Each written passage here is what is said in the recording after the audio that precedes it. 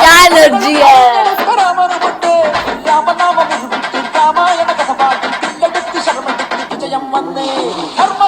Guys welcome back to our channel. तो हम आ गए हैं रंगस्थलम के पार्ट 2 के साथ। और फर्स्ट पार्ट मतलब बहुत ही ऐसे इसको देखकर ही बुरा लग रहा था कि यार क्या चल रहा है।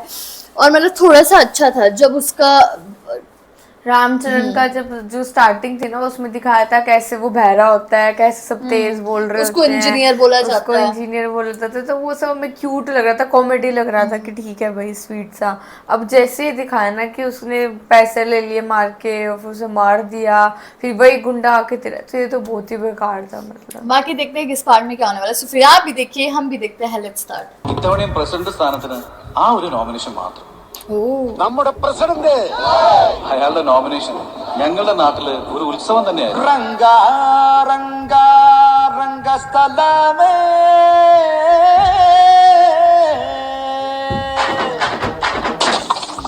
वही ये बंदा है उस पे। രംഗസ്ഥലമേ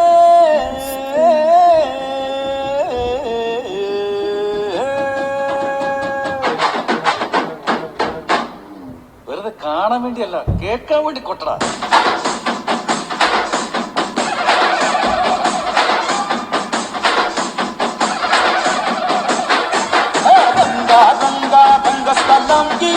चरण बाबू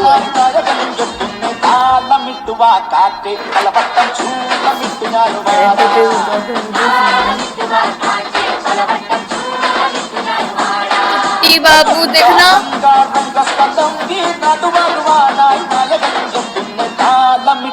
കാറ്റേ പലവട്ടം ചൂളമിട്ടു ഞാനുമാടാ.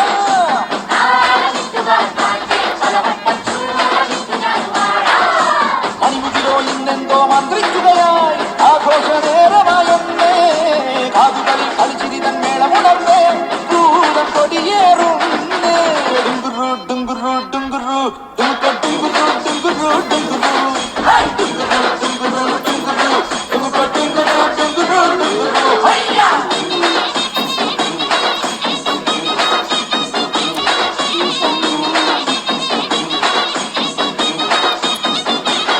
साउथ मूवीज में सबसे ज्यादा बैकग्राउंड म्यूजिक बहुत ही अच्छा होता है कि अगर इन लोग लिरिक्स ना भी देना तो ट्रेनिंग से भी बहुत अच्छा होता है। अभी टुंगुरु टुंगुरु ये भी कितना अच्छा है।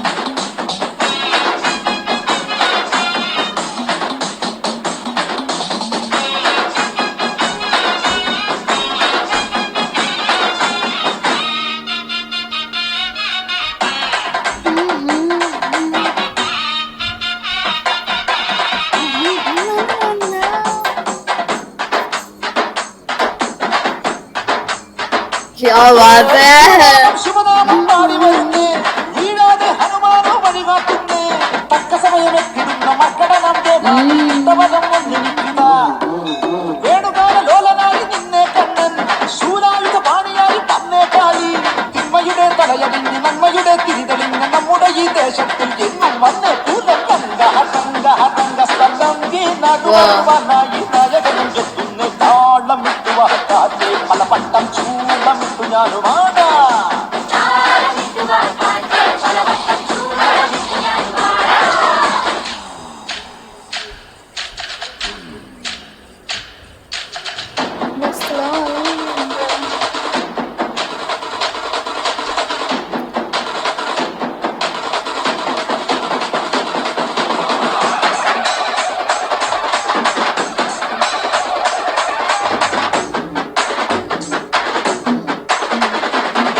वाह क्या एनर्जी है। രാമനുമുണ്ട് രാമനാമമുരുവിട്ട് രാമായണ കഥ പാടി പിള്ളെടുത്ത് ശർമ്മടുത്ത് വിജയം വന്നേ. ധർമ്മത്തിൻ തമ്പുരാൻ ധർമ്മരാജനായി കാലനിന്ന് വന്നേ യമധർമ്മരാജനായി. തലയിലുള്ള യുദ്ധപോലെ കൂടമെത്തിടുന്നേരം അവനെടുത്തു വരുമല്ലോ കയറും വീശി. രംഗസ്ഥലം ഈ നടുവരുവാനായി നായകനും എത്തുന്ന താളമിട്ടു വാക്കാറ്റ് പലവട്ടം ചൂളമിട്ടു ഞാനുമാടാ.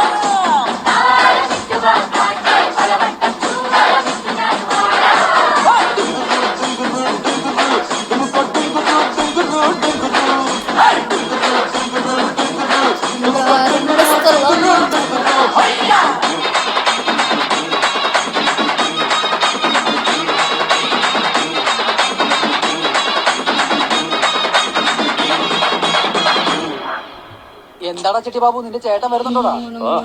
ഒരു വർഷം കഴിഞ്ഞിട്ടുള്ള വരവാ. അതെയോ? പേരൊക്കെ എടുത്തേ. നീ ഇങ്ങോട്ട് തിരിഞ്ഞിരുന്ന ബസ് വരുന്നത് എങ്ങനെ അറിയൂടാ? ബസ് വരുമ്പോ നീ ഇവിടെ ഇരിക്കോടാ. പേരൊക്കെയാന്ന് അലറിക്കൊണ്ട് ഓടില്ലേ? ആ പേരക്കാ പേരക്കാ പേരക്കേ ये तो वही इसकी आंटी है।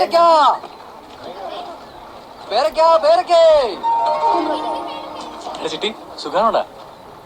വീട്ടിലെല്ലാവർക്കും എങ്ങനെയുണ്ട്? ചിന്നിമോൾ എന്ത് പറയുന്നു? ചിട്ടി ചിട്ടി എന്താടാ നീ ഒന്നും മിണ്ടാതെ പോന്നെ? ദുബായ് പോകുന്നതിന് മുമ്പ് ഞാൻ ഇവനായിട്ടൊന്ന് പിണങ്ങിയതാ. അവന്റെ ഷർട്ട് ഒന്നിട്ടതിന് എന്നെ പഴക്ക് പറഞ്ഞു. പിന്നെ ഇതുവരെ ഞാൻ വേണ്ടിയിട്ടില്ല. എടാ ചിട്ടി, നിന്നോട് വീട്ടിലെല്ലാവർക്കും സുഖാണോന്ന് ചോദിച്ചിട്ട് എടാ നീ എന്താ മിണ്ടാതെ പോകുന്നെ? എന്നോടുള്ള പിണക്കത്തിൽ മാറിയില്ലേ? സോറിടാ. കണ്ടില്ലേ, ഇത്ര നാള് കഴിഞ്ഞ് വന്നിട്ട് ഒരു സോറി പോലും പറയാത്തത് അഹങ്കാരം. സോറിടാ. എടാ ചിട്ടി, സോറി പറഞ്ഞില്ലേ? ഇനി സംസാരിക്കും.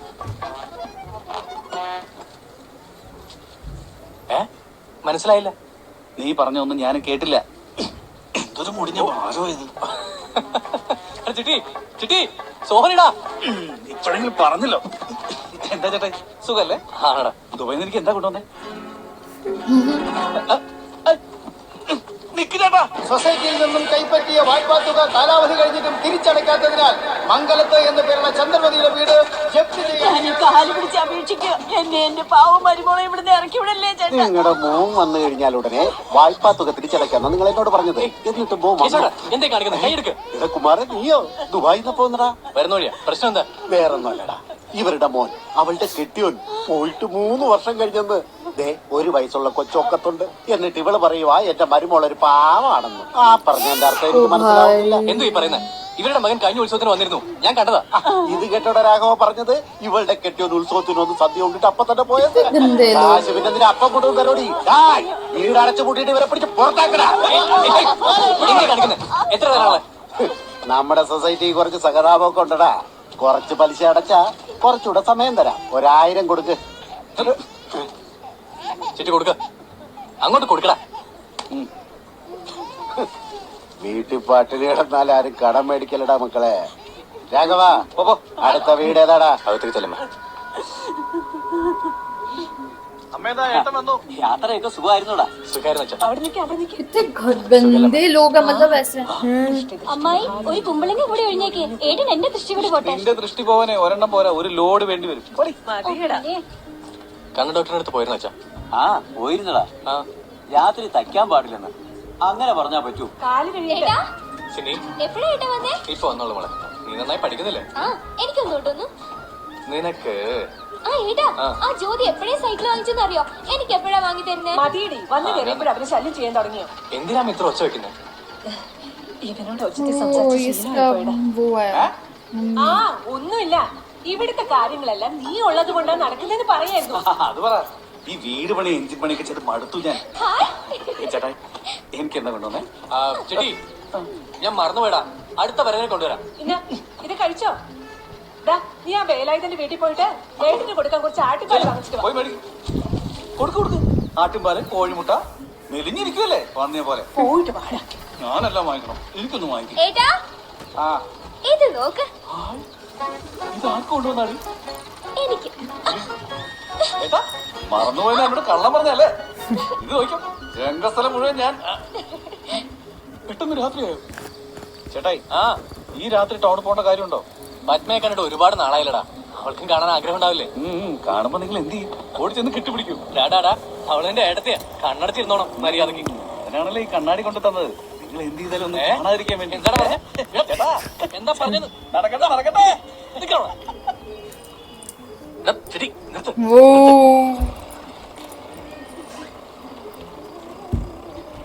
പത്മ കുമാർ ഇനി വാ. എപ്പോ വന്നു? ഇന്ന് വന്നേ ഉള്ളൂ. अभी रात को डालने का क्या है? നിനക്ക് വേണ്ടി വാങ്ങിച്ചതാ. ഓ എനിക്ക് വേണ്ടി എന്തെങ്കിലും വാങ്ങാനെങ്കിലും ഓർത്തല്ലോ.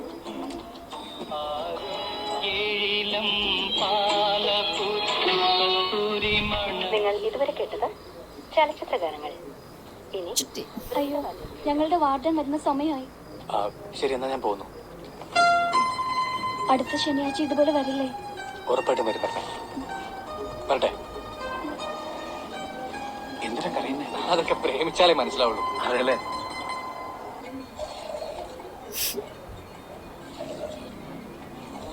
നമസ്കാരം പ്രസിഡന്റ് സാർ.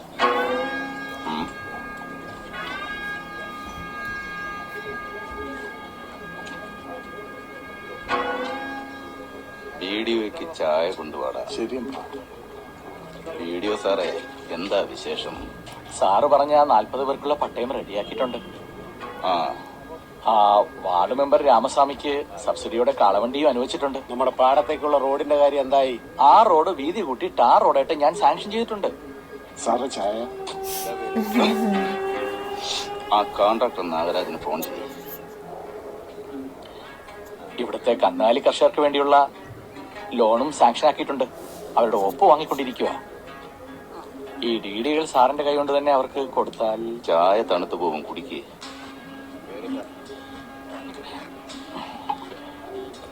സാർ, ഈ DD-കൾ ജനങ്ങൾക്ക് എന്ത് വേണമെന്ന് പ്രസിഡന്റിന് അറിയാലോ. ആ DD-കൾ കാശാക്കി മാറ്റി ഗോസിന്റെ കൊടുത്തേക്ക്. സാർ, മനസ്സിലായില്ലേ സാറേ? നിങ്ങളുടെ വീതം വേണ്ടത് ചെയ്യേ. സാറേ, ഈ കുടിച്ച ഗ്ലാസ് കഴുകി വെച്ചിട്ട് പോ.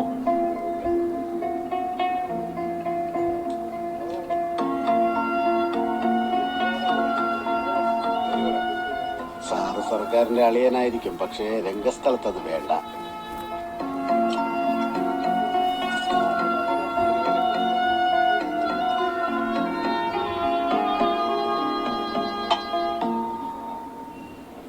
എന്താ ഇത്?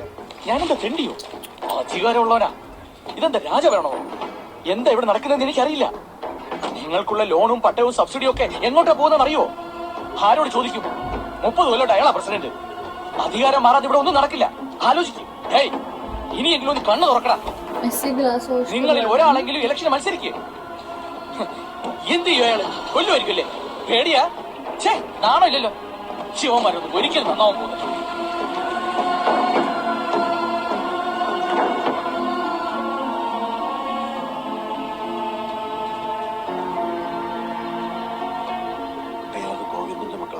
ദുബായിന്ന് കൊണ്ടുവന്ന് എന്തോ തരാമെന്നാന്ന് തോന്നുന്നു. നമസ്കാരം.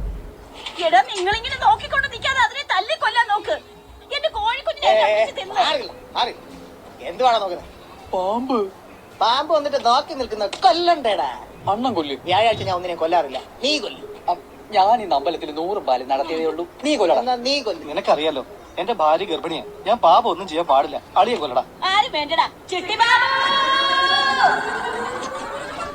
अच्छा, कोई भी किसी की हिम्मत ही नहीं होती ना उसके खिलाफ उठने की.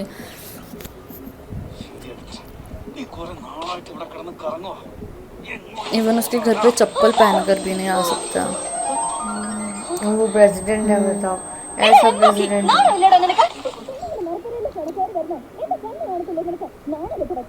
എന്തൊരു ഭംഗിയാ.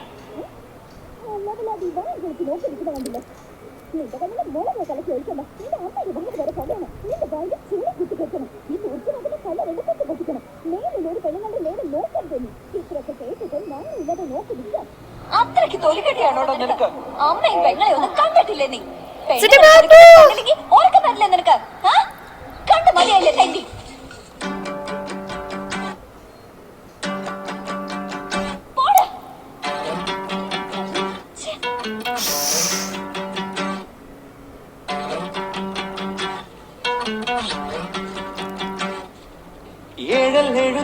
വർണ്ണങ്ങൾ ചാലിച്ച് ദൈവം വരച്ചൊരു സുന്ദര ചിത്രം. നീ എന്തൊരഴകാണ്, പെണ്ണുകൾക്കെന്തൊരഴകാണ്.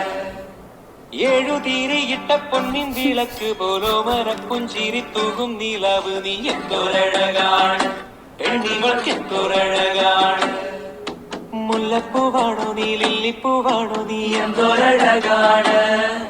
മുത്തുനീരും മുല്ലപ്പൂമഴത്തുള്ളിയോ എന്തൊരഴകാണ്. അത്തിപ്പഴം പോലെ ചോന്നു തൂടുത്ത നീ क्या सीन था ये. हीरोइन आ गई है फाइनली, समंथा. वाह यार। एक नंबर। और मतलब अभी ये है कि उसमें जो प्रेसिडेंट है वो सबसे क्रूल है, वो सब पर अत्याचार कर रहा है और उसके खिलाफ कोई बोल भी नहीं सकते क्योंकि 30 साल से वही इलेक्शन में, मतलब 30 साल से वही मतलब है। वो किसी को अगेंस्ट जाने ही नहीं दे रहा ना, वो सबको झूठ बोल बोल के अपनी तरफ कर रहा है, फिर जो अगेंस्ट जाने लगता है उसको मार देता है। फिर लोग डर के कुछ बोलते नहीं है। वही मे भी अब कोई खड़ा हो, मे भी इसको खड़ा करे चिट्टी बाबू हो, क्योंकि वो जो ऑफिसर आया था वो भी गुस्सा हो रहा था कि कोई और को खड़ा होना चाहिए वरना तो तुम्हारा खत्म हो जाएगा सब। वही। बाकी देखते हैं कि इस पार्ट में क्या होएगा, अगले पार्ट में क्या होगा। तो गाइस यही था हमारा रिएक्शन। आप लोगों को हमारा रिएक्शन कैसा लगा प्लीज़ कमेंट करके जरूर बताइएगा। अगर अच्छा लगे तो प्लीज़ इस पार्ट को लाइक करिए, शेयर करिए, कमेंट करिए। बाय।